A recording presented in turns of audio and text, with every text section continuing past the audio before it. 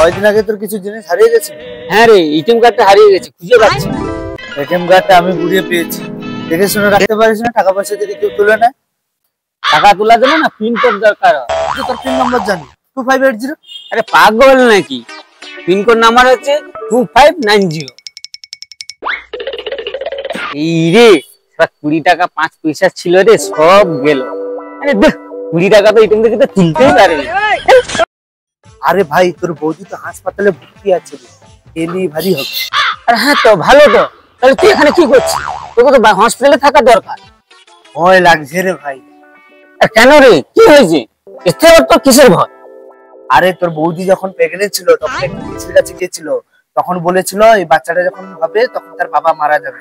এই কারণে আমি ভয় যেতে পারি। কি বলিস রে ভাই? আরে তোর বৌদির ফোন আসছে।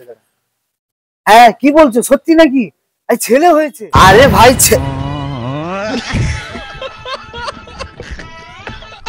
আরে ভাই, এ ভাই, এ ভাই, আমি পারি না, আর পারি না, আমি কেন মরি না।